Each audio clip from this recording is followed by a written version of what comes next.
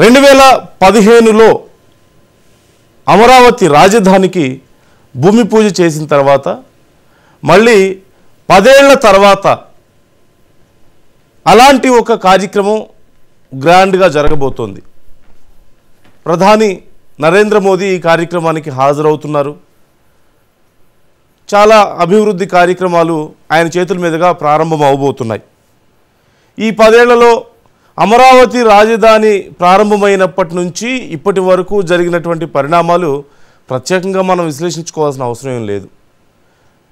2019లో ప్రభుత్వం మారడం, ఆ తర్వాత జరిగినటువంటి పరిణామాలు, అక్కడే ఉంది శ్మశానం అని చెప్పడం, ఎడారని చెప్పడం, ఏమీ లేదని చెప్పడం, అంతా అది అమరావతి కాదు కమరావతి కమ్మవారిది మొత్తం అని చెప్పడం, ఇలా రకరకాలు చేయడం, తర్వాత మూడు ముక్కలాట ఆడడం, మొత్తం మీద అమరావతిని ఎలా భ్రష్టు పట్టించారో మనకు తెలిసిందే. అమరావతి రైతులు సుదీర్ఘ పోరాటం చేసి మొక్కవోని దీక్షతో చేసి రాష్ట్రం అంతా తిరిగి ప్రజల మద్దతు సంపాదించారు. తర్వాత మొన్న జరిగిన ఎన్నికల్లో వచ్చిన ఫలితాలు అందరికీ తెలిసిందే. ఎలాంటి చర్యల ఫలితంగా అలాంటి ఫలితాలు వచ్చాయో కూడా మనందరికీ తెలిసిందే. సో ఇప్పుడు మరొకసారి 10 ఏళ్ల క్రితం జరిగిన కార్యక్రమమే మరొకసారి రిపీట్ అవుతుంది ఒక రకంగా చెప్పాలంటే.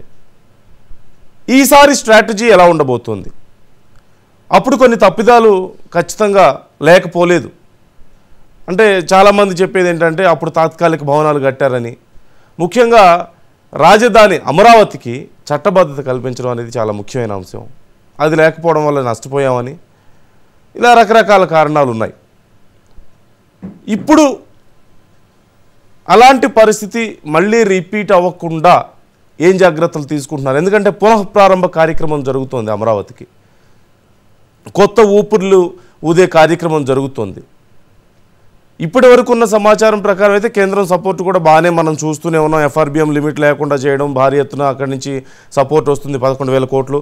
అలాగే వీలైనంత త్వరగా అమరావతిలో కట్టడాలు పూర్తి చేయాలి, వచ్చే 3 ఏళ్లలోనే ఈ ఏవైతే డెవలప్మెంట్ కార్యక్రమాలు ఉన్నాయో ఇవన్నీ పూర్తి చేయాలని చెప్పేసి ప్లాన్ చేసుకుంటున్నారు. సో ఈసారి ఈ సభ ఎలా ఉండబోతుంది? మరొకసారి మోదీ చేతుల మీదుగానే ఎందుకు ఈ కార్యక్రమం ప్రారంభం అవుతుంది? అమరావతి పునఃప్రారంభ కార్యక్రమాన్ని మరొకసారి మోదీ చేతుల మీదుగానే ఎందుకు చేస్తున్నారు? కేంద్రం సపోర్ట్ ఎలా ఉండబోతుంది? అలాగే అమరావతిని ఈసారి ఎలా మళ్ళీ పునర్నిర్మించబోతున్నారు మరింత బలంగా? అలాగే చట్టబద్ధత అంశం, ఈ అంశాలన్నిటి గురించి మనం ఈరోజు డిస్కస్ చేయబోతున్నాం. మనతో జాయిన్ అవుతున్నారు మోకా ఆనంద్ సాగర్ గారు, టీడీపీ అధికార ప్రతినిధి, అలాగే రావి సౌజన్య గారు, జనసేన అధికార ప్రతినిధి, వెంకటేశ్వర రెడ్డి గారు, బీజేపీ అధికార ప్రతినిధి, అలాగే అంకమ్మ చౌదరి గారు, ప్రముఖ రాజకీయ విశ్లేషకులు. అందరికీ నమస్కారం అండి. మహా న్యూస్ మార్నింగ్ డిబేట్కి స్వాగతం. ముందుగా ఆనంద్ సాగర్ గారు, వెరీ గుడ్ మార్నింగ్. నమస్కారం సార్. నమస్తే. నమస్కారం. ఆనంద్ సాగర్ గారు, ఇప్పుడు ఇంతకుముందు నేను చెప్పిన అందరికీ తెలిసిన విషయాలు, ఈ 10 ఏళ్లలో ఏం జరిగింది అనేది పునఃప్రారంభం చేయబోతున్నారు అమరావతికి. సో ఈ కార్యక్రమం అంటే ముఖ్య ఉద్దేశం ఏంటి? మరోసారి మోదీ చేతుల మీద కానీ ప్రధాని చేతుల మీద కానీ ఈ కార్యక్రమం జరగబోతోంది అంటున్నారు. ఈసారి ఎలా ఉండబోతుంది? ఒకప్పటికి ఇప్పటికీ ఏం తేడా ఉండబోతోంది? ఎందుకంటే ఎంత కాదనుకున్నా రాష్ట్ర ప్రజల మనస్సులో, వాళ్ళ గుండెల్లో ఒకప్పుడు తగిలిన దెబ్బ పూర్తిగా ఇంకా మానలేదు. ఒకప్పుడు అమరావతి అని చెప్పేసి రాజధాని రైతులందరూ భూములు ఇచ్చేసి అంత త్యాగం చేసి అంత చేస్తే వాళ్ళ గుండెల మీద తగిలిన దెబ్బకి ఇంకా నొప్పి మానలేదు. వాళ్ళకి ఎక్కడో ఒక చోట నాకు తెలిసి కళలు వస్తూనే ఉంటాయి. ఇప్పుడు బాగా భయపడిన తర్వాత, పెద్ద షాక్ తిన్న తర్వాత అర్ధరాత్రులు కొన్నిసార్లు పీడకలలు వస్తుంటాయి కదా, అలాంటి పరిస్థితి ఇంకా వాళ్ళకి ఉండే ఉంటుంది, పైకి ఆనందంగా కనిపించినా సరే. సో మరొకసారి అలాంటి పరిస్థితి రాకుండా, అమరావతి ప్రజలకే కాదు రాష్ట్ర ప్రజలకైనా సరే అలాంటి ఒక పరిస్థితి రాకుండా ఈసారి ఏదైనా కొత్త స్ట్రాటజీ ఉందా? ఈసారి ఏమైనా గేమ్ ప్లాన్ మారుతుందా? ఏం చేయబోతున్నారు? పునఃప్రారంభం కార్యక్రమం సందర్భంగా యాక్షన్ ప్లాన్ ఏ విధంగా ఉండబోతుంది? ముందుగా మీకు ప్యానెల్లో ఉన్నటువంటి మిగతా పెద్దలకి హృదయపూర్వక నమస్కారం. నమస్కారం. రేపు 2వ తేదీ అమరావతి ఆంధ్రుల రాజధానిగా రెండవసారి ప్రధానమంత్రి చేతుల మీదుగా పునఃప్రారంభ ముహూర్తం ఖరారైంది. ప్రధాని వస్తున్నారు. అంగరంగ వైభవంగా రేపు కార్యక్రమం జరగబోతోంది. అందరికీ ఆహ్వానాలు అందని, అలాగే లక్షలాదిగా జనం ఆ సభకు తరలి రానున్నారు స్వచ్ఛందంగా. దీన్ని పక్కన పెడితే రాష్ట్రాన్ని విడగొట్టినటువంటి కాంగ్రెస్ పార్టీ ఒక మొండెం లాంటి భాగాన్ని, ఒక పెండం లాంటి భాగాన్ని, ఒక శిశువు లాంటి భాగాన్ని ఇచ్చినప్పుడు చంద్రబాబు నాయుడు గారు ఈ బిడ్డను పొత్తుళ్లలో పెట్టుకుని లాలించి పెంచి పోషించి ఒక క్రమమైనటువంటి పద్ధతిలో ముందుకు సాగుతున్నటువంటి రాజధాని నిర్మాణం, ఒక రాష్ట్రానికి, ఒక మానవ దేహానికి శిరస్సు ఎంత ప్రధానమో రాష్ట్రానికి రాజధాని ఎంత ప్రధానం. అది సాగుతున్న తరుణంలో ఆనాడు ప్రధానమంత్రి గారితో ముహూర్తం చేయించి ఆ నిర్మాణం చేపట్టి సాగుతున్న తరుణంలో కొన్ని తాత్కాలిక భవనాలు, హైకోర్టు, అసెంబ్లీ, సెక్రటేరియట్, ఇటువంటి కొన్ని ప్రధానమైనటువంటి భవనాల్ని నిర్మించి పరిపాలన అందులో కొనసాగుతున్నటువంటి తరుణంలో 2019 ఎన్నికల్లో ప్రజలు ఒక అబద్ధాన్ని, అరాచకాన్ని, ఒక కుట్రను, కుతంత్రాన్ని నమ్మి వాళ్ళ వలలో పడి ఒక తప్పుడు జడ్జిమెంట్ని ప్రజలు ఇవ్వడం వలన సాగుతున్నటువంటి సంసారం అక్కడ ఆగిపోయింది. సాగుతున్నటువంటి అభివృద్ధి అక్కడ ఆగిపోయింది. ఆ క్రమంలోనే రాజధాని నిలిచిపోయింది. నిలిచిపోవడమే కాదు, ఆ అరాచకమైనటువంటి జగన్మోహన్ రెడ్డి పరిపాలన కాలంలో 3 రాజధానులనే ఒక హిడెన్ ఎజెండాను అసెంబ్లీలో సడన్ గా తీసుకొచ్చి సభ ముందు పెట్టి రాష్ట్రాన్ని ఒకేసారి కుదిపేశాడు జగన్మోహన్ రెడ్డి. ఆ దెబ్బతో ఎప్పుడు ఎక్కడ ప్రపంచంలో లేనటువంటి ఒక గొప్ప ఉద్యమం, ఒక రాజధాని కావాలి ఒక రాష్ట్రానికని, ఆ రాజధాని కోసం 33,000 ఎకరాలు దానమిచ్చినటువంటి ఆ దాతృత్వం కలిగినటువంటి రైతులు, అన్నదాతలు ఎవరైతే ఉన్నారో, తమ బిడ్డలాంటి ఆస్తిని, తాత ముత్తాతల నాటి హక్కుని ఒక రాష్ట్ర రాజధాని కోసం దానమిచ్చినటువంటి దాతలు ఎవరైతే ఉన్నారో, భూదాతలు ఎవరైతే ఉన్నారో వాళ్ళందరూ ఉద్యమకారులై రోడ్డెక్కినటువంటి సందర్భం. 3,1600 రోజులు ఆ ఉద్యమం అప్రతిహతంగా సాగింది. ఆ ఉద్యమాన్ని అణచడానికి 259 మంది ప్రాణార్పణ చేశారు. ఆపడానికి ట్రై చేసినా కూడా ఆనాటి జగన్ ప్రభుత్వం 259 మంది ప్రాణాలు అర్పించారు ఆ ఉద్యమం కోసం. 316 కేసులు ఉద్యమకారులపై పెట్టడం జరిగింది. రకరకాలుగా అక్కడ ఉన్నటువంటి ఉద్యమకారుల్ని, మహిళల్ని కించుపరుస్తూ ఆనాడు జగన్మోహన్ రెడ్డి ప్రభుత్వం దుర్మార్గమైనటువంటి మాటలను మాట్లాడడం జరిగింది. ఆ రాజధాని ఎడారని, శ్మశానమని, కమరావతి అని వాళ్ళ నోటికొచ్చినట్టుగా నిందించి ఒక రాజధానిని నిలిపేశారు. కుట్ర చేసి, కుతంత్రం చేసి 3 రాజధానులు చెప్పి. అటువంటి తరుణంలో మళ్ళీ ప్రజలు మేల్కొన్నారు. తెలుగుదేశం పార్టీ వాదన కరెక్ట్ అని నమ్మారు. తెలుగుదేశం పార్టీ వస్తేనే ఈ రాష్ట్రానికి దిక్కు మొక్కు ఉంటుంది, ఒక రాజధాని ఉంటుంది, ఒక రాష్ట్రంగా ఇది వర్ధిల్లుతుంది, లేకపోతే ఎప్పటికీ రాజధాని లేని ఒక మొండంగా ఇది మిగిలిపోతుంది అని ప్రజలు భావించి పెద్ద ఎత్తున ఉవ్వెత్తున లేచి మొన్న 24 ఎన్నికల్లో అరాచకవాదిని, అప్రజాస్వామికవాదిని, అభివృద్ధి నిరోధకుణ్ణి, విధ్వంసకారుణ్ణి అయినటువంటి జగన్మోహన్ రెడ్డిని, అతని పార్టీని చిత్తుగా ఓడించి 11 సీట్లకు పరిమితం చేసి 164 సీట్లు కూటమికి ఇచ్చి బలపరిచి ప్రభుత్వాన్ని ఏర్పాటు చేసి రాజధాని కట్టండి అని ప్రజలు మ్యాండేట్ ఇచ్చారు. అందులో భాగంగానే 5 ఏళ్లుగా జరిగిన విధ్వంసానికి పులి స్టాప్ పెట్టి ముఖ్యమంత్రి కాగానే మళ్ళీ చంద్రబాబు నాయుడు గారు హుటాహుటి ఢిల్లీకి వెళ్లి ప్రధానమంత్రి గారితో మాట్లాడి ఇప్పటికే 1000 కోట్ల రాజధాని నిర్మాణం కోసం తేవడం, అనేక మంది నిపుణులను మళ్ళీ పిలిచి ఆగిపోయినటువంటి బిల్డింగుల్ని, ఆ ప్రాంతాన్ని తిప్పి 3 రకాల ఇంజనీర్లని, నిపుణుల్ని అన్ని కూడా పరిశీలింపజేసి వాళ్ళ నివేదికల ఆధారంగా పోలవరం ప్రాజెక్టు రాజధాని నిర్మాణం చేపట్టవచ్చా లేదా, ఏదన్నా ప్రాబ్లం ఉందా అని నిపుణుల రిపోర్ట్ ఆధారంగా తీసుకుని మళ్ళీ కొత్త ప్రణాళికలు రచించి కొత్త ఆశలతోటి కొత్త నిర్మాణ రంగ నిపుణులతోటి మాట్లాడి నిర్మాణ రంగాన్ని చేపట్టాలని నిర్ణయించారు. ఆ క్రమంలో భాగంగా ఈవేళ ప్రధానమంత్రి గారు మళ్ళీ వచ్చి గతాన్ని మర్చిపోదాం, భావితరాలకు ఒక బంగారు రాజధానిని, ఒక మహానగరాన్ని ఇక్కడ సృష్టిద్దాం, నా వంతు సహాయం చేస్తాను, నేను కూడా ఈ రాష్ట్రానికి రాజధాని కావాలని బలంగా కోరుకుంటున్నానని ఆయన రెండవసారి ఆయన కూడా వచ్చి ఇక్కడ ఈ పనుల్ని పునఃప్రారంభం చేయడం అనేది ఈవేళ రేపు జరగబోతుంది. దీనికి ముఖ్యంగా ప్రధానమంత్రి గారికి తెలుగుదేశం పార్టీ తరఫున మేము హృదయపూర్వకమైనటువంటి స్వాగతం తెలుపుతూ ధన్యవాదాలు కూడా తెలియజేస్తున్నాం. ఎందుకంటే గత మాదిరిగా కాకుండా, గతంలో జరిగిన పొరపాట్లు దొరలకుండా కేంద్రం యొక్క సహాయ సహకారాలు పరిపూర్ణంగా సంపూర్ణంగా ఉన్నాయి.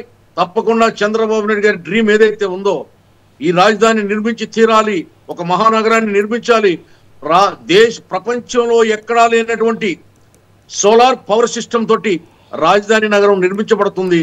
ఒక అద్భుతమైనటువంటి రైల్వే ట్రాక్లతోటి, రైల్వే జంక్షన్స్ తోటి, అలాగే జల మార్గాలతోటి, రోడ్డు మార్గాలతోటి, అపూర్వమైనటువంటి రోడ్డు మార్గాలతోటి, వాయు మార్గాలతోటి అన్ని ప్రపంచంలో ఉన్న అన్ని దేశాలకు, దేశంలో ఉన్నటువంటి అన్ని రాష్ట్రాలకు కనెక్టివిటీ కలిగినటువంటి అద్భుతమైనటువంటి ఒక నవ రాజధాని ఈ నిర్మించబడుతుంది. అమరావతి రాజధాని అంటే ఈవేళది కాదు, దేవేంద్రుడు అక్కడ అమరావతిలో కాదు. ఒక విషయం చెప్పండి ఆనంద్ సాగర్ గారు, క్లియర్ గా ఒక విషయం చెప్పండి ప్రజల కోసం. నేను అడుగుతుంది ఈ మాట. ఇప్పుడు 10 ఏళ్ల క్రితం ఎలాగైతే ప్రారంభమైందో 10 ఏళ్ల తర్వాత అలాగే పునఃప్రారంభం అవుతున్నటువంటి పరిస్థితి అమరావతి రాజధాని. సో అప్పటికి ఇప్పటికీ తేడా ఏంటి? 2 మాటలు చెప్పండి నాకు. ఒకప్పటిలాగా ఇప్పుడు సేమ్ అలాంటి కార్యక్రమం మళ్ళీ జరుగుతున్న తరుణంలో అప్పటికి ఇప్పటికీ తేడా ఏంటి? అప్పటికి ఇప్పటికీ తేడా ఒకటే సార్. అప్పటి కేంద్ర ప్రభుత్వ సహాయ సహకారాలు చాలా అసంపూర్తిగా ఉన్నాయి. ఇప్పుడు కేంద్రం యొక్క సంపూర్ణ సహాయ సహకారం మెండుగా ఉంది. రెండోది ఏంటంటే చంద్రబాబు నాయుడు గారు ప్రజలను నమ్మి రాజధాని నిర్మాణం చేపట్టారు రోజు. ఇప్పుడు చంద్రబాబు గారు తనను తాను నమ్ముకుని రేపు ఏమిటి, రేపు ఎలక్షన్ ఏమిటని ఆలోచించకుండా పట్టుదలతోటి రెండవసారి వచ్చిన ఈ అవకాశాన్ని జారవిడుచుకోకుండా కట్టి తీరాలి, కట్టి చూపించాలి అనే కసితో చేస్తున్నటువంటి పరిపాలన ఇది. రాజధాని నిర్మాణం ఇది, పోలవరం నిర్మాణం ఇది. దీన్ని ఆపే శక్తి ఎవరికి లేదు. ఆయన జీవిత లక్ష్యం ఇది. ఆయన జీవిత లక్ష్యం బుద్ధుడు నడయాడిన భూమి సార్. బుద్ధ భారతి అమరావతి రాజా వాసిరెడ్డి పరిపాలించినటువంటి ధాన్యాగారము, రైట్, అంటే పవిత్రమైనటువంటి కృష్ణా నది తీరము అమరావతి రాజధాని. మీరు చెప్పిన 2 అంశాలు ముఖ్యమైనవే. ఒకప్పుడుతో పోల్చుకుంటే ఇప్పుడు కేంద్రం సపోర్ట్ చాలా బాగుంది, చాలా ముఖ్యమైన అంశం. అలాగే రెండోది మీరు చెప్పారు, ఒకప్పుడు ప్రజల్ని నమ్మారు కానీ ఇప్పుడు తనని తాను నమ్ముకుంటున్నారు అని చెప్పేసి. అంతర్లీనంగా అది కూడా ఒక రకంగా కరెక్ట్ అని అనిపిస్తుంది. ఎందుకంటే ఎలాగో మనల్ని ప్రజలు వదిలిపెట్టరు, మనతోనే ఉంటారు అని ఆయన నమ్మారు అప్పుడు. అన్ఫార్చునేట్లీ ప్రజలు భ్రమపడ్డారు, ఈయన పాపం ఇబ్బంది పడ్డారు. తర్వాత చివరికి ఎంత నష్టం జరిగిందో మనం చూసాం. సరే, ఇప్పుడు మీరు చెప్పింది కరెక్టే 2 అంశాలు కూడా. ఒకసారి నేను సౌజన్య గారితో కూడా మాట్లాడతాను. సౌజన్య గారు, గుడ్ మార్నింగ్ అండి. గుడ్ మార్నింగ్ అండి. మిమ్మల్ని కూడా నేను ఇదే ప్రశ్న అడగాలనుకుంటున్నాను. ఏంటి డిఫరెన్స్? అంటే ఒకప్పుడుతో పోల్చుకుంటే మీ బంధం, టీడీపీ జనసేన బంధం కూడా ఇప్పుడు చాలా బలంగా ఉంది. పవన్ కళ్యాణ్ గారు డిప్యూటీ సీఎంగా ఉన్నారు. అవసరమైతే ఒకప్పుడు చెప్పగలిగేవాళ్ళు, ఇలా కాదు, ఇలా జరుగుతుంది, ఇలా చూడండి మహా అయితే సజెషన్ ఇవ్వగలిగేవాళ్ళు. ఇప్పుడు అలా కాదు, డైరెక్ట్గా యాక్షన్లోకి దిగ్గలిగే పరిస్థితుల్లో ఆయన కూడా ఉన్నారు. కాబట్టి డిఫరెన్స్ ఏంటి ఒకప్పటికి ఇప్పటికి?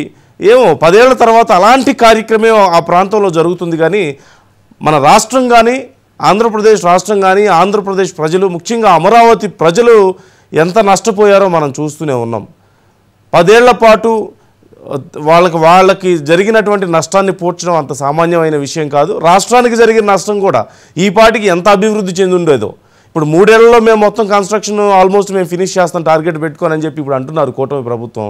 అదే అప్పుడే ఇలాంటి కార్యక్రమం ఏదైనా జరుగుంటే ఈ పాటికి ఒకవేళ అమరావతి కనుక అప్పటి నుంచి కొనసాగుంటే డెవలప్మెంట్ ఈ పాటికి ఎలా ఉండేదో ఊహించుకోవాలంటే కూడా కొంచెం కష్టంగానే ఉంది. సో వాట్ యూ సే, మీరేం చెప్తారు? ఈసారి ఏం డిఫరెన్స్ ఉండబోతోంది? ఈ పునఃప్రారంభం తర్వాత పరిణామాలు ఎలా ఉండే అవకాశం ఉంది? నందు గారు, మీకు ప్యానల్ ఉన్న సభ్యులకి అలాగే మహాన్యూషులందరికీ కూడా నా నమస్కారాలండి. నిజంగా ఈ రోజు రేపటి రోజు మనం చాలా గర్వంగా చాలా ఆనందంగా జరుపుకోవాల్సిన రోజు. ఎందుకని చెప్తున్నాను అంటే అమరావతి రైతుల యొక్క బాధలు దగ్గర నుంచి కళ్ళారా చూసిన వ్యక్తులుగా, ఆ ఉద్యమం అన్నాళ్ళు కూడా మేము కూడా పార్టీ పరంగా చాలా కేసులు అనుభవించిన పరిస్థితి ఉంది, అరెస్టులైన పరిస్థితి ఉంది, వాళ్ళతో పాటు ఉద్యమంలో పాల్గొన్న పరిస్థితులు ఉన్నాయి, వాళ్ళ సాధక బాధలన్నీ కూడా దగ్గరుండి కళ్ళారా చూసిన పరిస్థితులు ఉన్న క్రమంలో ఆ అమరావతి విషయంగా ఎంత మానసిక మనోవేదన చెందాము అనేది అందరికీ తెలిసిన విషయమే. ఈ రేపటి రోజు చాలా గర్వంగా చాలా ఆనందంగా ఇది పండుగ వాతావరణం ఎందుకు చేసుకోవాలి అంటే ఒక భరోసా కల్పించే ప్రభుత్వం కూటమి ప్రభుత్వం, ఒక నమ్మకాన్ని కలిగించే ప్రభుత్వం కూటమి ప్రభుత్వం. ఇలాంటి కూటమి ప్రభుత్వాన్ని గెలిపించుకోవడంతో పాటు కేంద్ర ప్రభుత్వం నుంచి ఒక భరోసా, పూర్తి స్థాయిగా భరోసా కల్పించే క్రమంలో మనకి ఎలాంటి నిధులు వస్తున్నాయి, మనం ఏ రకంగా ముందుకు వెళ్ళబోతున్నాము, ఇవన్నీ కూడా ప్రజలకు చెప్పే విధంగా రేపటి పునఃప్రారంభం అనేది చాలా గర్వంగా గొప్పగా చేసుకోవాల్సిన పరిస్థితి. ముఖ్యంగా చాలా బలంగా చెప్పదలుచుకున్నానండి. ఎందుకంటే పరిస్థితులన్నీ దగ్గరగా చూసి ఉన్న వ్యక్తిగా నిజంగా 5 సంవత్సరాల్లో మొదట ఉన్న 2015 నుంచి 2019లో కొన్ని తప్పులు జరిగి గెజెట్ నోటిఫికేషన్ ఇవ్వడం అవ్వచ్చు, లేదంటే మనం చాలా బాగా చేస్తున్నాం కదా మనమే ఉంటాము అనే కొన్ని ఆలోచనలతో కొన్ని తప్పులు జరిగిన మాట వాస్తవమే. దాని వల్ల ఎలాంటి పరిణామాలు మనం ఎదుర్కొన్నాం 2019 నుంచి 2024 వరకు అని చెప్పి అనేది అది చెప్పడం కూడా చాలా బాధాకరం.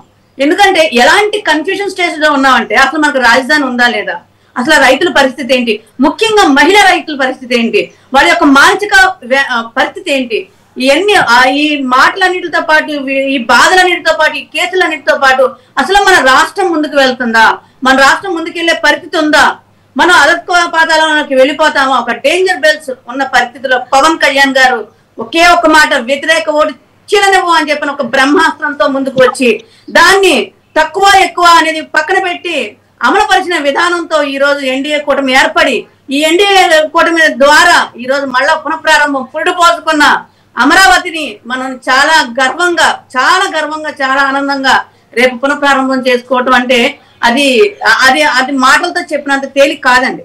ఎందుకంటే ఎంత అమరావతి రైతులు ఉద్యమం చేసినప్పటికీ కూడా చాలా మంది రాష్ట్రంలో ప్రజలు చాలా అంటే ఒక ఆలోచన విధానాన్ని వేరువేరుగా ఉన్న పరిస్థితి దగ్గర నుంచి ఆ ఆలోచనలన్నింటినీ కూడా ఈ రోజు మనం ఒక తాటి మీద ఉండకపోతే రేపు మరీ నష్టపోతాం, మన బిడ్డల భవిష్యత్తు నష్టపోద్దాం అని చెప్పని పవన్ కళ్యాణ్ గారు తీసుకున్న నిర్ణయానికి ఈ రోజు ఈ పునఃప్రారంభం అనే కార్యక్రమం నాంది పలుకుతుందని చెప్పని నేను చెప్పదలుచుకున్నాను.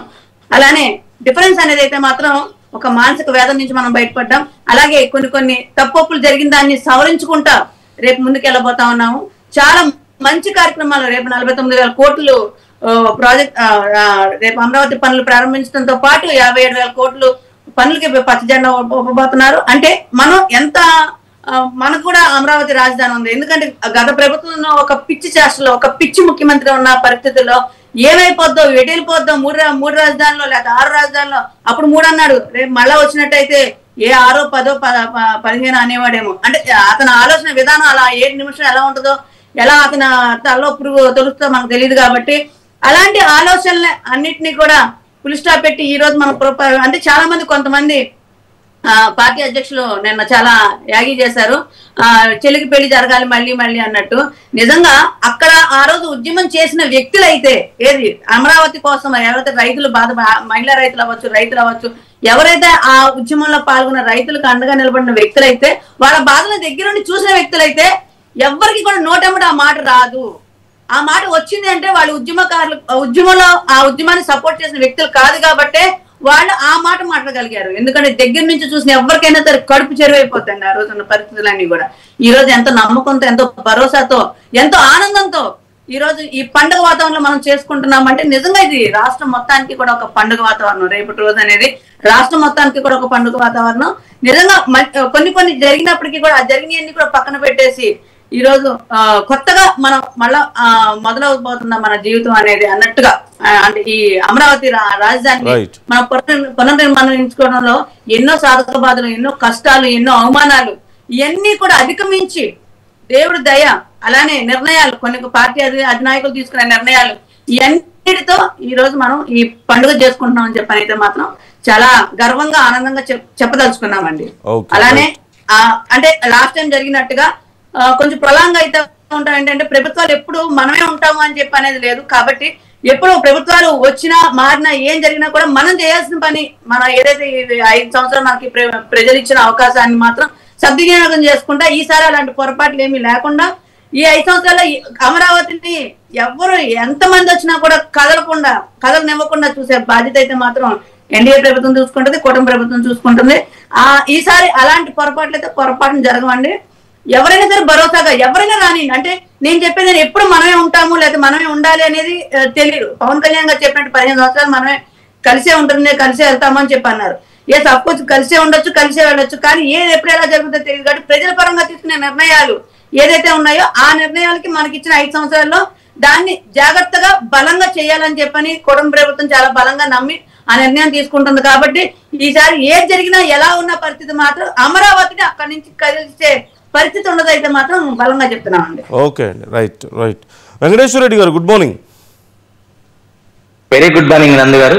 వెంకటేశ్వర రెడ్డి గారు, నేను ఇదే ప్రశ్న ఇంతకుముందు ఆనంద్ సాగర్ గారిని అడిగినా, సౌజన్య గారిని అడిగినా ఒకటే ప్రశ్న. ఈసారి డిఫరెన్స్ ఏంటి అప్పటితో పోల్చుకుంటే? అప్పుడు ప్రారంభించారు, ఇప్పుడు పునః ప్రారంభిస్తున్నారు. అప్పుడు అంటే సహజంగా ఓ మంచి కార్యక్రమం చేసేటప్పుడు నదీ జలాలు, పుణ్య నదీ జలాలు తీసుకురావడం, లేదంటే పుణ్యక్షేత్రాల నుంచి మట్టిని తీసుకురావడం అనేది మంచి విషయమే. కానీ కొంతమంది అప్పుడు వైసీపీ నాయకులైనా కానీ, లేదంటే కొంతమంది బయట ప్రజలైనా సరే కొన్నిసార్లు కొంచెం అన్న మాటలు మీకు తెలియదేం కాదు, వచ్చారు మట్టి నీళ్ళు ఇచ్చి వెళ్ళిపోయారు అంతే తప్ప ఇంకేం లేదు అన్నట్లు అప్పుడు మాట్లాడారు. అప్పుడు సో ఇప్పుడు మళ్ళీ మోదీ గారు వస్తున్నారు, సేమ్ అలాంటి కార్యక్రమమే జరగబోతోంది. సో ఈసారి ఏమైనా డిఫరెంట్గా ఉండబోతోంది అంటే ఏదో వచ్చేసి రేపటికి రేపే లక్షల కోట్లు ఇచ్చేయాలి అమరావతికి లేదంటే ఆంధ్రప్రదేశ్కి అని చెప్పడం నా ఉద్దేశం కాదు. కానీ ఇలాంటి ఒక విమర్శ చూసిన తర్వాత రేపు ఏదైనా డిఫరెన్స్ ఉండబోతుందా ఈసారి కార్యక్రమం కానీ, కార్యక్రమం జరిగిన తర్వాత పరిణామాలు కానీ, అమరావతి అభివృద్ధి విషయంలో కానీ, కేంద్రం వైఖరి విషయంలో కానీ? ఎందుకంటే చాలా క్లోజ్గా ఉన్నారు 3 పార్టీలు కూడా. మోర్ ఆఫ్ ఇటు జనసేన, టీడీపీ అవసరం కూడా బీజేపీకి చాలా బలంగా ఉంది కాబట్టి కలిసి ముందుకు వెళ్తున్నారు కాబట్టి, ఆల్రెడీ మంచి సపోర్ట్ చూపిస్తున్నారు కాబట్టి, how different it's going to be? నందు గారు, మీకు అదేవిధంగా చర్చలో పాల్గొన్నటువంటి మిత్రులకు, వీక్షకులకు నమస్కారం. మొదట మీకు ధన్యవాదాలు తెలియజేయాలి. ఎందుకంటే ఒక మంచి ప్రశ్న అడిగారు, ఒక విషయాన్ని మీరు చర్చలోకి తీసుకొస్తున్నారు. తర్వాత గౌరవ ప్రధానమంత్రి గారు రేపు ఆంధ్రప్రదేశ్ చాలా అభివృద్ధి కార్యక్రమాలకు ప్రారంభోత్సవానికి శంకుస్థాపనకు వచ్చేస్తున్న సందర్భంగా వారికి భారతీయ జనతా పార్టీ ఆంధ్రప్రదేశ్ తరఫున వారికి స్వాగతం, సుస్వాగతం తెలియజేస్తాం. అయితే నందు గారు, మీరు ఒక ప్రశ్న అడిగారు మొదట, ఏదైతే ఇంతకు ముందుకు ఇప్పుడు తేడా ఏంటంటే, తర్వాత ఇప్పుడు ప్రధానమంత్రి గారు రేపు కార్యక్రమాల్లో పాల్గొనే సందర్భంలో మనము ఆంధ్రప్రదేశ్ ప్రజలందరికీ కూడా ఒక హామీ ఇవ్వవలసి ఉంటుంది. ఎందుకంటే కేంద్ర ప్రభుత్వం తరఫున కానీ లేకపోతే కూటమి ప్రభుత్వం కానీ ఇక్కడ మనల్ని ఎన్నుకున్న ప్రజలకు ఇవ్వాల్సి వస్తుంది. ఏంటంటే గతంలో ఇంతకు ముందు 2019లో జగన్మోహన్ రెడ్డి ముఖ్యమంత్రి గారు అయినప్పుడు రాజధానిని మార్చవచ్చు, బాగా వినాలి నందు గారు, రాజధాని మార్చవచ్చు అన్న నిర్ణయానికి ఆయనకు అనుకూలంగా చేసుకున్నారు. 5 సంవత్సరాల్లో ఏమీ చేయలేకపోయి విఫలమయ్యారు. అయితే రానున్న రోజులలో కేంద్ర ప్రభుత్వం దీన్ని రాజధానిగా ఇది వరకు కూడా గుర్తించింది. ఇప్పుడు రానున్న రోజులలో కూడా ఏదైనా ఒక ప్రభుత్వం వచ్చి మార్చడానికి ప్రయత్నం చేసే చర్యలను ఖచ్చితంగా చట్టబద్ధంగా అడ్డుకుంటుంది. నందు గారు, ఇది మొదటి పాయింట్. నందు గారు చెప్పండి. చట్టబద్ధత ఉండాలి కదా, ముందు క్యాపిటల్ కి చట్టబద్ధత ఉంటే ఆ తర్వాత చెప్తున్నాను ఆ విషయం. కేంద్ర ప్రభుత్వము చట్టబద్ధత కల్పిస్తుంది. ఇంకొక ప్రభుత్వం వచ్చినప్పటికీ కూడా దీన్ని మార్చలేని పరిస్థితిని కల్పిస్తుంది. ఇది ఆంధ్రప్రదేశ్ ప్రజలకు ఉన్నటువంటి భరోసా. మనకు ఇక్కడ ఉన్నటువంటి కూటమి తరపున ఇవ్వదలుచుకున్నాం ఒకటి. రెండవ విషయం ఏంటంటే ప్రధానమంత్రి గారు ఇక్కడికి వస్తున్న సందర్భంలో వారు మిగిలిన అభివృద్ధి కార్యక్రమాలు కూడా వారు శంకుస్థాపన చేయబోతున్నారు. అంటే గడిచిన 2014 నుంచి 19 వరకు కూడా మనం కొంత ఆలోచన చేయాలి. ఎవరు కూడా ఎందుకు కంప్లీట్ కాలేదు, ఎందుకు 5 సంవత్సరాల్లో పూర్తి చేయలేదు అని ఎవరైనా మాట్లాడుతూ ఉంటే వాళ్ళకి ఎవరికైనా ఆలోచన ఉంటుంది. ప్రపంచంలో ఏ రాజధాని కూడా ఇప్పుడు ఢిల్లీ నిర్మాణం మీకు 1920లో కలకత్తా నుంచి ఢిల్లీకి మార్చారు. అది కూడా అంత తొందరగా కాలేదు. అప్పుడున్నటువంటి నియంతృత్వ ప్రభుత్వం, బానిస ప్రభుత్వం, బ్రిటిష్ గవర్నమెంట్ నిర్మాణం చేసింది అదంతా. కాబట్టి మన దగ్గర ప్రజాస్వామ్యంలో ఉన్నాం. చాలా మంది కోర్టు తలుపులు తడతారు. తర్వాత చాలా రకాల విషయాలు భూసేకరణ కాకోకుండా మనం ల్యాండ్ పూలింగ్ చేశాము. తర్వాత డిజైన్లు కొత్తగా నిర్మాణం చేసినప్పుడు డిజైన్లు కూడా కావాలి. ఇటువంటి విషయంలో కొంత ముందుకు వెళ్ళింది. ఆ ప్రయత్నంలో భాగంగానే ఈ రోజు ఎటువంటి మార్పులు జరగలేదు. నందు గారు మనం గమనించాల్సిన విషయం ఏంటంటే ఏ మార్పులు జరగలేదు. వాటిని అన్నింటినీ మరీ లాంచ్ చేస్తున్నాం అంతే. ఇది చట్టబద్ధంగా ఏదైతే టెండర్లు పిలిచి మళ్ళీ నిర్మాణం చేస్తా ఉన్నాం. గత ప్రభుత్వం వాటి అన్నింటినీ పక్కన పెట్టి తనకు అనుకూలంగా ఉండే ప్రభుత్వం తర్వాత మేమే అధికారం లేకొస్తామనే విషయం దాన్ని ప్రజలు తిరస్కరించారు. మనందరికీ తెలిసిన విషయమే. అయితే ఇప్పుడు రాజధాని నిర్మాణంలో కేంద్ర ప్రభుత్వ సహాయ సహకారాల గురించి మిత్రులు మాట్లాడుతున్న సందర్భంలో చెప్పాం. కేంద్ర ప్రభుత్వము దేశంలోని ఏ రాజధాని నిర్మాణంకైనా కేంద్ర ప్రభుత్వం అన్ని రకాల సహాయ సహకారాలు అందిస్తుంది. రాష్ట్రం విడిపోయిన సందర్భంలో ఆంధ్రప్రదేశ్ కు ఇంకో కొంత మెరుగ్గానే మనకు ఇవ్వటానికి కూడా సిద్ధంగా ఉంది. ఎందుకంటే 2014 నుంచి 19 వరకు 19 నుంచి 24 మధ్య కేంద్ర ప్రభుత్వ విద్యా సంస్థలు అన్నింటినీ కూడా మనం ఐఐటి, ఐఐఎం, IIIT ఇటువంటి గొప్ప సంస్థలను సెంట్రల్ యూనివర్సిటీ దగ్గర నుంచి అన్ని తీసుకురావడం జరిగింది. కాబట్టి కేంద్ర ప్రభుత్వం కూడా అన్ని రకాల సహాయ సహకారాలు కూడా మనకు అందిస్తుంది. రాజధాని అనేది ఇప్పుడు అనుభవకులైనటువంటి ముఖ్యమంత్రి గారు ఉన్నారు కాబట్టి ఈ రానున్న 5 సంవత్సరాల్లో ఇప్పుడు ఈ 58,000 కోట్ల రూపాయలకు టెండర్లు ఏవైతే పిలిచారో అవన్నీ కూడా పూర్తయి ప్రజలకు అందుబాటులో వచ్చి అది సెల్ఫ్ రిలయన్స్ క్యాపిటల్ సిటీ అవుతుంది. ఎందుకంటే ఆ ప్రాంతంలో అభివృద్ధి చెందినట్లయితే అభివృద్ధి చెందిన భూముల్నే ఇంకొక రూపంలోకి మార్చి మనం ఆ ప్రాంతంలో ఆర్థికంగా అభివృద్ధి చేయడానికి అవకాశం ఏర్పడుతుంది. తర్వాత రానున్న రోజులలో కూడా రిజర్వ్ బ్యాంకు, పోస్ట్ ఆఫీసు ఇటువంటి ఆర్థిక శాఖ, బ్యాంకులు ఇటువంటి కార్యకలాపాలన్నింటి కూడా నిర్మాణం పూర్తి స్థాయిలో త్వరగా చేపట్టడం జరుగుతుంది. పూర్తి స్థాయిలో ముందుకు వెళ్తుంది. దానికి సంబంధించి పబ్లిక్ వర్క్స్ డిపార్ట్మెంట్ కూడా కేంద్ర ప్రభుత్వానికి సంబంధించిన విషయాలు కూడా వాళ్ళు చర్చిస్తున్నారు. రానున్న రోజులలో అవన్నీ కూడా ముందుకు వెళ్తాయి. అయితే కేంద్ర ప్రభుత్వం చేయవలసిన పనులు రైల్వేలు, తర్వాత విమానాశ్రయాలు, తర్వాత రోడ్డు నిర్మాణాలు, హైవేలు, ఔటర్ రింగ్ రోడ్డు వంటివన్నిటిని కూడా త్వరితగతిన నిధులు కేటాయించి ఒక టైం బౌండ్ ప్రోగ్రామ్ లో ఖచ్చితంగా పూర్తి చేయడానికి కూడా కేంద్రం సిద్ధంగా ఉంది. అయితే రాష్ట్రంలో ఉన్నటువంటి రాజకీయ పరిస్థితులు వీటన్నింటినీ మనం మాట్లాడుకున్నప్పుడు అయితే ప్రతి పని ఏ పని చేసినా కూడా నందు గారు ఏ పని చేసినా కూడా ఎవరో ఒకరు ఏదో కొంత అంటూ ఉంటారు. అది ప్రజాస్వామ్యంలో వారికి ఉన్నటువంటి స్వేచ్ఛ. అయితే ఆ విషయాన్ని మాట్లాడాలని వాళ్ళకేం అంత తెలిసిన విషయమేం కాదు. ఎందుకంటే ప్రాక్టికల్ గా వేరే ఒక రాజధాని నిర్మాణం జరిగినప్పుడు ఆ ప్రాంతంలో ఉన్నటువంటి భౌగోళిక స్వరూపమే మారిపోతుంది. తర్వాత ఆర్థికంగా పెద్ద ఆర్థిక సమస్యలు రావడం, తర్వాత నిర్మాణ రంగంలో మార్పులు రావటము, తర్వాత ఆర్థికంగా పోయినప్పుడు ఉద్యోగ ఉపాధి కల్పన కూడా పెరుగుతుంది. ఇప్పుడు మనకి ఈ రోజు హైదరాబాద్ ఒక 10 సంవత్సరాల కింద ఒక 20 లక్షలు 25 లక్షల మందిని తీసుకెళ్లే ఎయిర్పోర్ట్ ఆపరేషన్ కు సిద్ధంగా ఉంది. ఈ రోజు 1,50,00,000 వరకు దగ్గర ఉంటారు. కాబట్టి ఏదైనా కూడా నిదానంగా అభివృద్ధి చెందుతుంది. ఒక చక్కటి వాతావరణంలో ప్రధానమంత్రి గారు వచ్చి రేపు అభివృద్ధి కార్యక్రమాలకు శంకుస్థాపన చేస్తున్నారు. ఈ రాష్ట్ర ప్రభుత్వానికి అన్ని రకాల సహాయ సహకారాలు అందించడానికి కూడా ఏదైతే 2014 నుంచి 19 వరకు ఏదైతే సహకారం పూర్తి స్థాయిలో అందిందో అటు కొంతమంది మిత్రులు కూడా విభేదించచ్చు 2014 నుంచి 19 వరకు సరిగా లేదన్న విషయాన్ని. కాకపోతే అప్పుడున్న పరిస్థితులు ఏంది, రాజధాని భూసేకరణకు తర్వాత ల్యాండ్ పూలింగ్ కు కొంత టైం పట్టింది కాబట్టి అభివృద్ధిని పూర్తి స్థాయిలో కళ్ళకి కనిపించలేదు. కేంద్ర ప్రభుత్వం ఇచ్చిన డబ్బులు కానీ, రాష్ట్ర ప్రభుత్వం చంద్రబాబు నాయుడు పెట్టిన డబ్బులు కానీ ఆ ప్రాంతంలో కనిపించలేదు. ఈ రోజు పూర్తి స్థాయిలో జరుగుతుంది. ఎందుకంటే గతంలో 2019 నుంచి 24 వరకు ఉన్నటువంటి ప్రభుత్వం సరైన నిర్ణయాలు తీసుకోలే, వారు విఫలమయ్యారు, ప్రజలు తిరస్కరించారు. ఆంధ్రప్రదేశ్ లో కూటమి ప్రభుత్వం అధికారంలోకి వస్తేనే అన్ని రకాల కార్యక్రమాలు కూడా వెంకటేశ్వర రెడ్డి గారు 2014 నుంచి 19 వరకు కేంద్రం చేసినటువంటి హెల్ప్ గురించి ఏమో కానీ 2014 నుంచి 19 మధ్యలో కేంద్రం ఏం చేసింది అనేది ఏమో కానీ 19 నుంచి 24 మధ్యలో మాత్రం కేంద్రం ఇంకేదైనా చేసుంటే బాగుండేది అనే అభిప్రాయంలో ఆంధ్రప్రదేశ్ ప్రజలు ఉన్నారు. ఎక్స్పెక్ట్ చేసిన మాట మాత్రం వాస్తవం. I'm not going to the technicality, ఏమి ఇంటర్నల్గా చట్టం ఏం చెప్తుంది, కేంద్రం ఏం చెప్తుంది, కేంద్రం ఏం చేసింది, ఇవన్నీ మాకు తెలియదు. నేను వాటి గురించి మాట్లాడడం లేదు. కానీ ఆంధ్రప్రదేశ్ ప్రజలు ఎక్స్పెక్ట్ చేశారు ఆ కాలంలో. I don't mean to take this interview through some kind of negative things. ఈ టైంలో రేపు గొప్ప కార్యక్రమం జరగబోతున్న టైంలో ఇలాంటివి మాట్లాడడం నా ఉద్దేశం కాదు కానీ ప్రజలు చాలా ఆవేదనతో అప్పుడు ఎక్స్పెక్ట్ చేశారు. అందుకే నేను ఇంతకు ముందు కూడా నేను అదే అన్నాను. ఇప్పటికీ కూడా ఆంధ్రప్రదేశ్లో అమరావతి ప్రాంతానికి రైతులు ఇచ్చిన భూములు ఇచ్చినటువంటి రైతులకు కానీ అక్కడ ఉన్నటువంటి ప్రజలకు కానీ ఖచ్చితంగా ఆ భయం పూర్తిగా పోలేదు.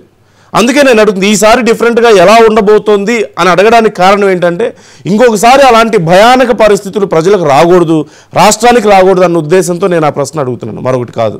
ఒక్క మాటలో మీరు చెప్పండి.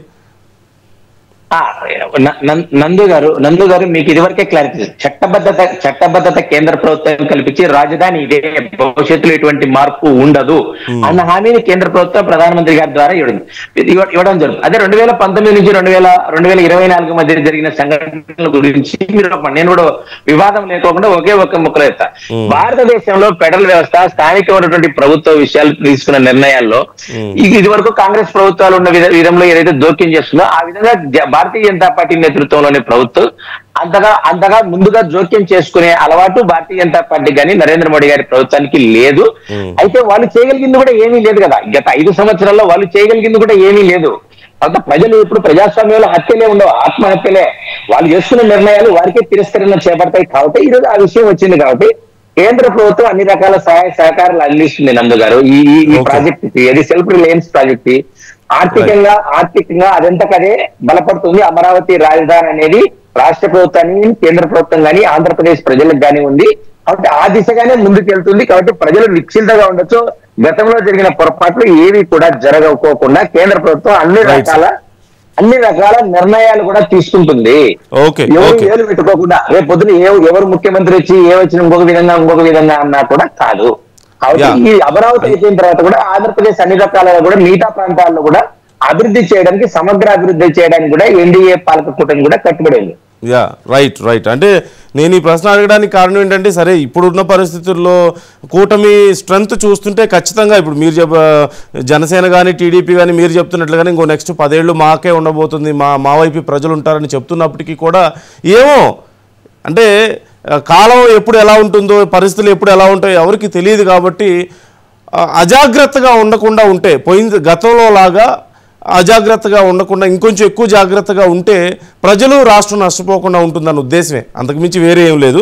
రేపు జరగబోతున్న అమరావతి పునఃప్రారంభ కార్యక్రమం గురించి, ఒకప్పుడు జరిగినటువంటి తప్పిదాల గురించి, ఈసారి సరిదిద్దుకోవాల్సినటువంటి అంశాల గురించి, జాగ్రత్త పడాల్సినటువంటి విషయాల గురించి మనం డిస్కస్ చేస్తున్నాం.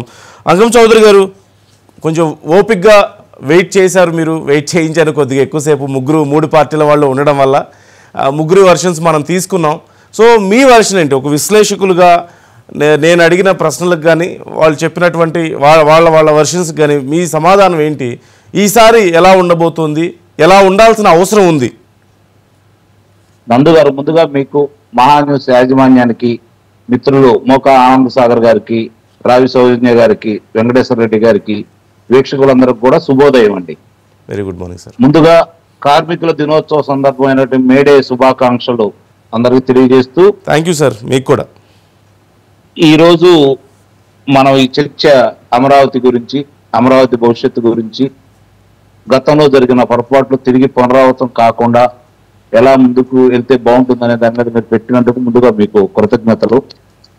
ఇక్కడ రేపు జరగబోయే శంకుస్థాపనలు వచ్చేసరికి దాని విలువ 49,040 కోట్లు అండి.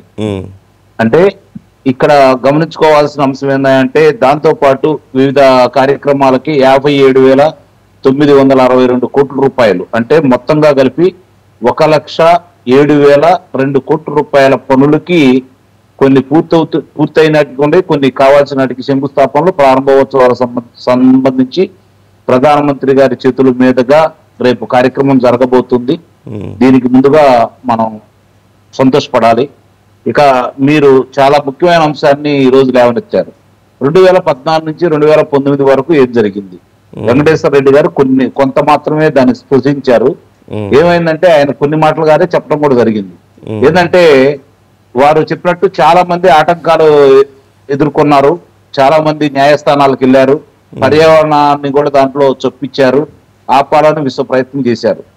దీనికి చివరి 16 నెలలు తప్ప ఏమీ మిగలలేదు. అది ఒకటి గమనించుకోవాలి.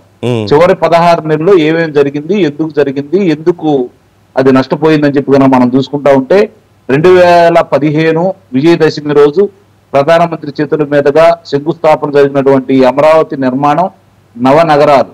ముఖ్యంగా గుర్తుంచుకోవాల్సింది ఏంటంటే ఈ నవనగరాల నిర్మాణానికి సంబంధించిన ప్రణాళికను చూసిన తర్వాత ఇది ప్రపంచంలో ఒక హెరిటేజ్ నగరంగా కూడా గుర్తించారు. ఇది గమనించుకోవాలి, చాలా మంది మర్చిపోతున్నారు.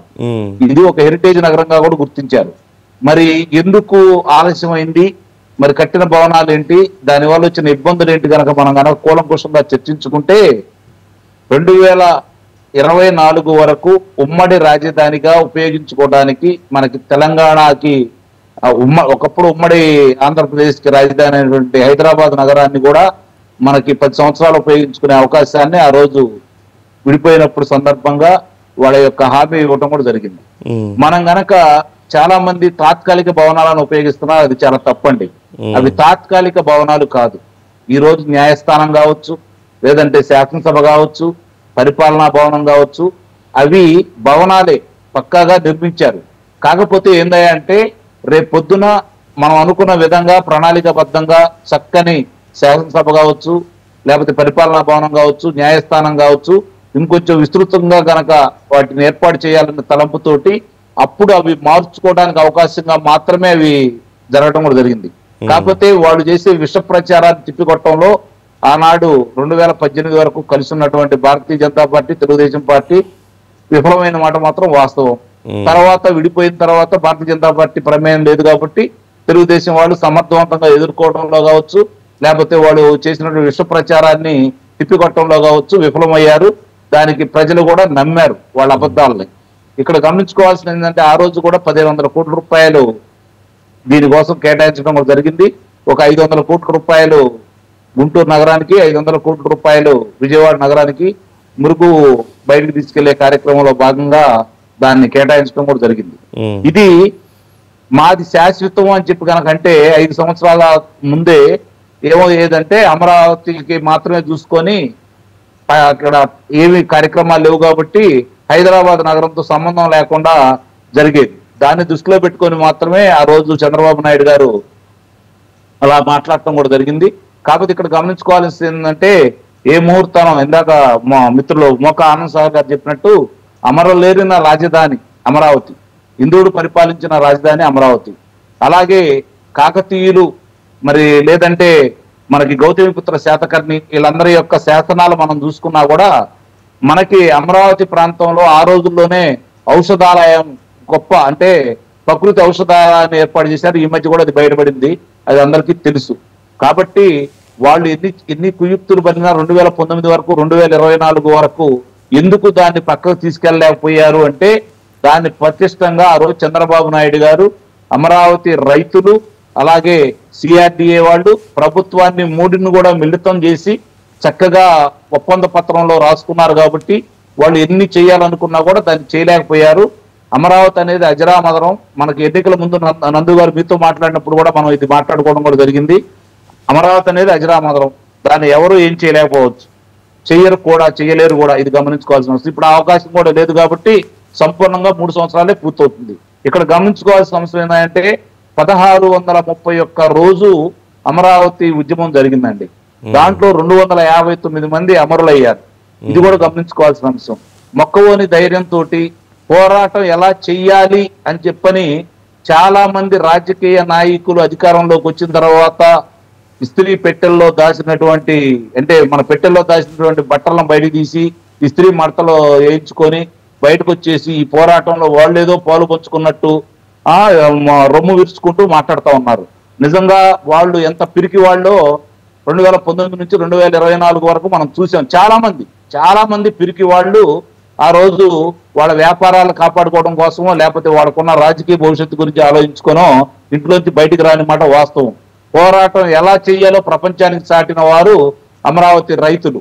ఇది గమనించుకోవాల్సిన అంశం. 34,543 ఎకరాలు ఇచ్చారండి. ఇక్కడ జరిగిందన్నట్టు ఇంకోటి ఏంటంటే వాళ్ళు ఏ విధంగా చిత్రీకరించారు, 29 గ్రామాలకు మాత్రమే అమరావతి రాజధాని పరిమితం అన్నట్టు వాళ్ళు చిత్రీకరిస్తే దాన్ని తిప్పికొట్టడంలో ఆనాటి పాలకులుగా ఉన్న వాళ్ళు విఫలమయ్యారు అనేది వాస్తవం. తర్వాత ఈ 2019 నుంచి 2024 వరకు అమరావతిని విధ్వంసం చేసి 3 రాజధానులు అనే ప్రక్రియని ఎన్నుకున్న తర్వాత ప్రజలకి అర్థమైపోయింది. అలాగే అమరావతి అనేది మనందరిది అనే భావన తీసుకురావడంలో నిజంగా అమరావతి రైతులు చేపట్టిన పాదయాత్ర వల్ల కావచ్చు, లేదంటే తర్వాత మన తిరుపతి నుంచి ఇక్కడికి అలాగే అరసవెల్లి కార్యక్రమంలో కావచ్చు, ప్రజలు మమేకమైన తీరు, వాళ్ళు స్వాగతించిన విధానం మాత్రం నవ్వుతున్న భవిష్యత్తు అండి. అందులో మాత్రం ఎలాంటి సందేహం లేదు. దాంట్లో పాలు పంచుకున్న ప్రతి వాళ్ళకి ఈ రోజు పాదాభివందనం చేయాలి. ఎందుకంటే ఒక సత్సంకల్పంతో చేశారు. ఈ రోజు చాలా మంది మాట్లాడుకుంటున్నారు. ఏమని మాట్లాడుతున్నారు? అమరావతి అభివృద్ధి చెందితే 29 గ్రామాలకు మాత్రమే పరిమితం అవుతుందని చెప్పని ఆ రోజు మాట్లాడారు కదా. ఒకసారి గమనించుకోవాలండి, అమరావతికి మా గ్రామం వచ్చేసరికి ఒక 40 కిలోమీటర్ల దూరం ఉంటుంది. రాజధాని పరిధిలో ఉండదు. ఒట్టిచెరుకూరు ప్రతిపాడు నియోజకవర్గం మండల హెడ్ క్వార్టర్ కూడా మా ఊరు.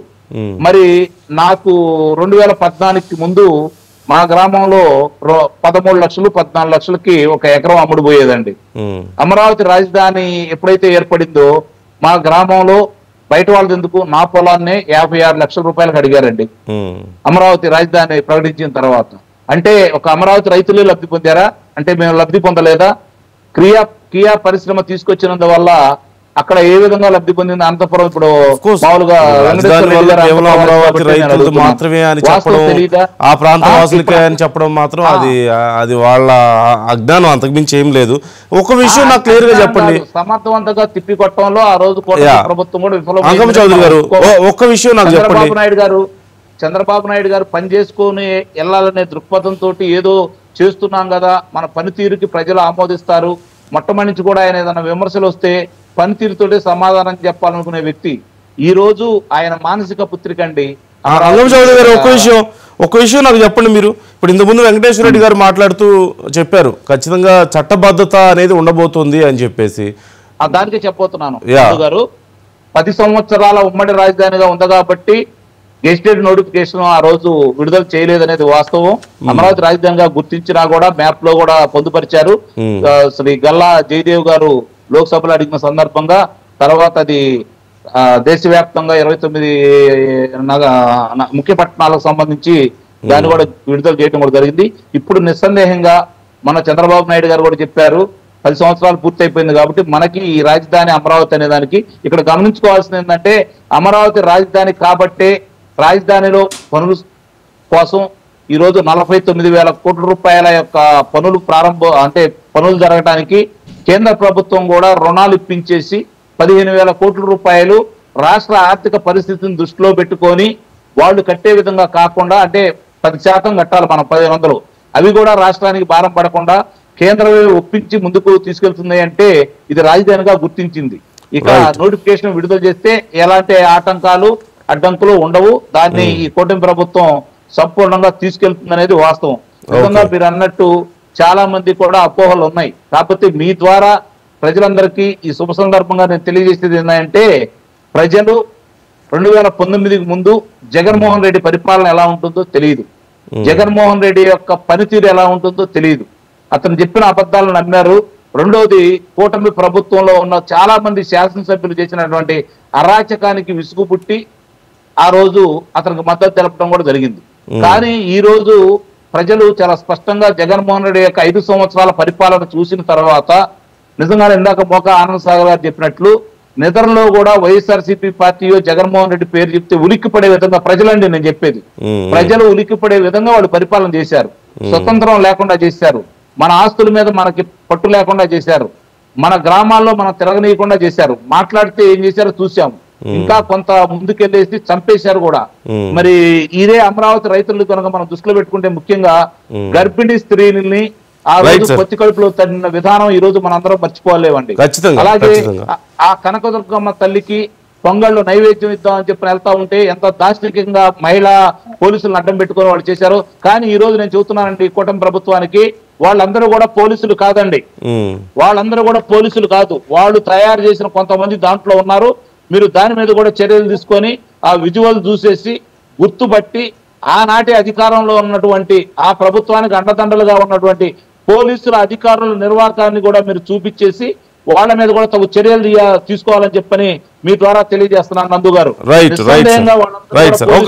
ఒకసారి నేను ఆనంద్ సాగర్ గారితో మాట్లాడతాను. కాబట్టి ఇక్కడ గుర్తుంచుకోవాల్సిన అవసరం ఏంటంటే అమరావతికి ఎలాంటి ఆటంకాలు జరగవు. పూర్తయిపోతుంది, 2 సంవత్సరాలు కావచ్చు, 3 సంవత్సరాలు కావచ్చు, పూర్తయిపోతుంది. అమరావతి అనేది గెస్టెడ్ నోటిఫికేషన్ కూడా ఇప్పించబోతున్నారు. అది ఈ రోజు మీరు ఇందాక ఒక మాట అన్నారు, 2019 నుంచి 2024 వరకు జరుగుతున్న విధ్వంసానికి సాక్షిగానే ఉన్నారు తప్ప ఎలాంటి చర్యలు తీసుకోలేదు కేంద్రం అనేది. దానికి వెంకటేశ్వర రెడ్డి గారు కొంత సమాధానం చెప్పారు. నిస్సందేహంగా ఆ విషయంలో రాష్ట్ర ఇష్టానికే కొన్ని వదిలేయాల్సిన పరిస్థితులు ఉంటాయి. అట్లానే కొన్ని కేంద్రం కూడా చర్యలు తీసుకోవాల్సిన కార్యక్రమంలో ఉన్న భాగంగా ఆ రోజు వాళ్ళు ఎందుకు కొంత అలసత్వం వహించిన మాట మాత్రం వాస్తవం. అది నిస్సందేహంగా మనం చెప్పుకోవచ్చు. ఎందుకంటే వాళ్ళు గట్టిగా మేము ఆ రోజు 1,100 కోట్ల రూపాయలు ఇచ్చాం, నీ ఇష్టం వచ్చినట్టు మార్చుకోవడానికి నువ్వు ఎవరు అని అడిగినట్టయితే గట్టిగా మాట్లాడలేని పరిస్థితుల్లో జగన్మోహన్ రెడ్డి గారు ఉన్నా కూడా వాళ్ళు కేంద్ర ఎవరైతే ఒకసారి చట్టబద్ధత అనే అంశం గురించి ఒకసారి ఆనంద్ సాగర్ గారు రెస్పాండ్ అవుతారు. ఆనంద్ సాగర్ గారు, వాట్ యు సే, మీరేం చెప్తారు? అంటే గతంలో అసలు అంటే ఇప్పుడు కేంద్రం ఎందుకు, ఇంతకుముందు నేను అడిగిన ప్రశ్న కూడా అదే వెంకటేశ్వర రెడ్డి గారు, ఆ టైంలో ఒకవేళ కేంద్రం ఎందుకని బలంగా రియాక్ట్ అవ్వట్లేదు అన్నప్పుడు చట్టబద్ధత లేకపోవడం అనేది కూడా ఒక పెద్ద డ్రాబ్యాక్గా కనిపించింది అనేది చాలామంది అభిప్రాయం. సో ఈసారి మరొకసారి అలాంటి పరిణామాలు రాకుండా పకడ్బందీగా ఉండబోతున్నారా? చట్టబద్ధత అనే విషయంలో క్లారిటీ ఉందా? ఆల్రెడీ ఒక ప్లాన్ ఏమైనా ఉందా, లేకపోతే ఇంకా టైం పడుతుందా?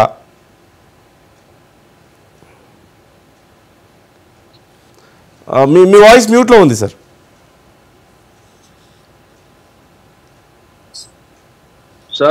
సార్ చట్టబద్ధత లేకపోతే చట్టము, చట్టబద్ధత, రాజ్యాంగం ఇవన్నీ కూడా అనేక సందర్భాల్లో సవరణలు జరిగినాయి, మార్పులు జరిగినాయి. కాబట్టి చట్టబద్ధత చెయ్యకుండా ఏ పని మొదలు పెట్టినా ప్రజాస్వామ్య విధానంలో, హైరార్కీ సిస్టంలో అది పరిపూర్ణం కాదు. చట్టబద్ధత గతంలో ఎందుకు కాలేదో అంకమరావు గారు చెప్పారు. ఆ విధంగా చూసుకుంటే ఇప్పుడు చట్టబద్ధత దిశగా కూటమి ముందడుగు వేస్తుంది. దాని మీద ప్రత్యేకమైన దృష్టి పెట్టింది. అంటే ఒక శిలాశాసనం లాగా, రాతి శాసనం లాగా దాన్ని చెయ్యాలి. ఎవ్వరు వచ్చినా, ఎంతమంది రావణులు వచ్చినా దాన్ని జోలికి వెళ్లకుండా, దాన్ని పాడు చేయకుండా, దాన్ని విచ్ఛిన్నం చేయకుండా కాపాడుకునే నిర్ణయం తీసుకోవడమే చట్టబద్ధత. అది రాజ్యాంగబద్ధంగా జరగాలి. దానికోసం ఏం చేస్తే బాగుంటుందని ఇప్పటికే రాజ్యాంగ నిపుణులతో, మేధావులతో, న్యాయ నిపుణులతో బాబు గారు మంత్రాలు జరపడం జరిగింది. అది రేపు ప్రజలు, మన రైతులు కూడా బాబు గారు వెళ్తే, ముఖ్యమంత్రి గారు వెళ్తే డిమాండ్ చేశారు, మాకు మళ్ళీ దీనికి ఏ విధమైన ఇబ్బంది లేకుండా చేయండి అని చెప్పి. అంటే చట్టబద్ధత చేయండి అని అడిగితే వెంటనే బాబు గారు స్పందించి తప్పకుండా ఇది నేను ప్రధానమంత్రి గారి దృష్టి తీసుకెళ్తాం, దీన్ని చట్టబద్ధత చేయడానికి 100% నేను ట్రై చేస్తానని చెప్పి ఆయన చెప్పడం మనకి అందరికీ. అందుకే ఈవేళ రాజధాని నవ్యాంధ్ర నవరాజధానికి నవ్యాంధ్ర నవరాజధాని పునర్నిర్మాణానికి పునరంకితమవుదామని పిలిపించారు చంద్రబాబు నాయుడు. ఇది పునర్నిర్మాణానికి పునరంకితమవుదాం, అప్పుడు జాతికి అంకితం చేద్దాం ఈ అద్భుతమైన నగరాన్ని. ఎటువంటి చరిత్ర సార్, తెలుగు చరిత్ర, ఆంధ్ర చరిత్ర. ఎన్టీ రామారావు గారు పార్టీ పెట్టినప్పుడు ఒక పాట చేయెత్తి జయకొట్టు తెలుగుడనే పాత పాటని ఆయన ఒక క్యాసెట్ రిలీజ్ చేస్తే ప్రతి రక్తం మరిగిపోయింది ఆ పాట విన్నప్పుడు. అందులో ఒక మాట, కాకతీయ రుద్రమాంబ కంచుడంక మోగిన, నిద్రించడి బొబ్బిలిపులి నింగికెగసి తూకిన, కృష్ణరాయుని కత్తి మెరపు కరకు గుండె చీల్చిన ఆస్మరణం అగ్నికణం నెత్తురు బుడికిస్తుంది, ఒళ్ళు జలధరిస్తుంది అని చెప్తాడు ఎన్టీఆర్. ఏమైపోయింది ఆ పౌరుషం, తెలుగువాడి పౌరుషం ఏమైపోయింది? చంద్రబాబు నాయుడు గారు తట్టి లేపితే వస్తుందో రావాలా? ఎన్టీ రామారావు గారు తట్టి లేపితే రావాలా? ఈ రాష్ట్రాన్ని విడగొట్టినప్పుడు, ఈ రాష్ట్రం మొండంగా ఉన్నప్పుడు ఈ రాష్ట్రానికి ఒక రాజధాని కట్టుకోకూడదా? దాన్ని గ్రాఫిక్స్ అంటాడా ఈ జగన్మోహన్ రెడ్డి? ఆ గ్రాఫిక్స్ అన్న మాటనే తిప్పికొట్టారు ప్రజలు ఇప్పుడు మన ఎన్నికల్లో. అందుకే ఇప్పుడు ఆర్టిఫిషియల్ ఇంటెలిజెన్స్ అనే అద్భుతమైనటువంటి టెక్నాలజీ తోటి రాజధాని నవరాజధాని నవ్యాంధ్ర నవరాజధాని నిర్మాణం కాబోతుంది, చట్టబద్ధం కాబోతుంది. దీనికి ప్రధానమంత్రి గారు పవన్ కళ్యాణ్ గారు పూర్తిగా సంపూర్ణమైనటువంటి సహకారాన్ని ఇచ్చి పార్లమెంటు సాక్షిగా ఏ విధమైనటువంటి చట్టం చేయాలి, దీన్ని ఎలాగ కట్టుదిట్టం చేయాలి, చెక్కు చెదరని శాసనం చేయాలనేది నిర్ణయం కాబోతుంది. అందులో భాగంగా ప్రధానమంత్రి గారు రేపు ఇక్కడ విజిట్ చేస్తున్నారు. దీన్ని పునరంకితం రాజధాని నిర్మాణానికి.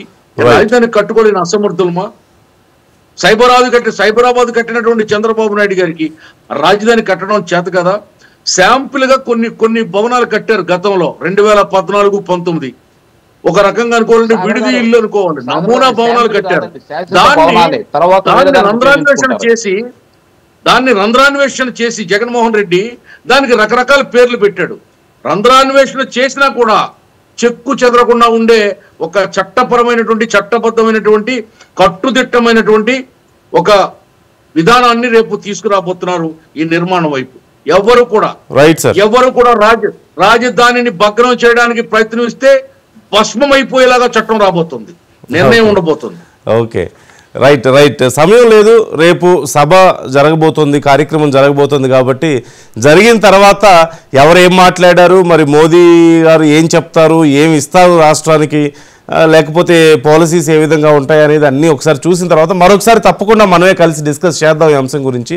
దీంట్లో చిన్నదండి, మోదీ గారి విషయంలో కొన్ని మాటలు వచ్చినాయి కదా, మట్టి కొట్టి గుప్పుడు మట్టి అన్నట్టు, లేదా నీళ్లు మట్టి వచ్చారని చెప్పి.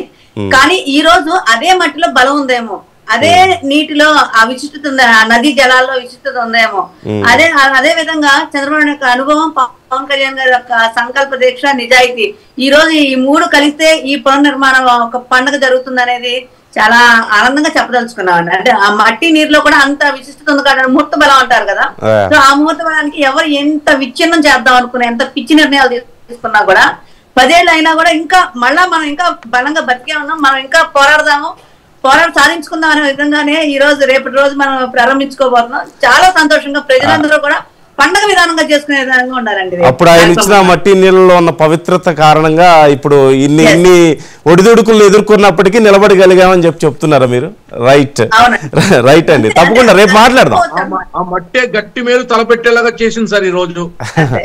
రైట్ సార్, రేపు చేతితో పట్టుకుని ప్రతి ఖచ్చితంగా రైట్. రేపు తప్పకుండా మరొకసారి మాట్లాడదాం, కార్యక్రమం అయిపోయిన తర్వాత మనం తప్పకుండా మాట్లాడదాం. థ్యాంక్ యూ సో మచ్ ఇవాళ చర్చలో పాల్గొన్నందుకు. ఆనంద్ సాగర్ గారు, సౌజన్య గారు, అలాగే వెంకటేశ్వర రెడ్డి గారు, అంకమ్మ చౌదరి గారు ఇవాళ చర్చలోకి వచ్చినందుకు థ్యాంక్ యూ సో మచ్. మొత్తం మీద ఒకటే, రేపు కార్యక్రమం చాలా గ్రాండ్గా జరగబోతుంది. సుమారుగా 49,000 కోట్ల పనులకు శ్రీకారం చుట్టబోతున్నారు అమరావతిలో. అలాగే ఎప్పట్లాగా గతంలో లాగా ఎప్పుడో చేద్దాం నిదానంగా అని కాకుండా వచ్చే 3 ఏళ్లలోనే అనుకున్న పనులన్నీ పూర్తి చేసే విధంగా కూడా ప్లాన్ చేసుకుంటున్నారు.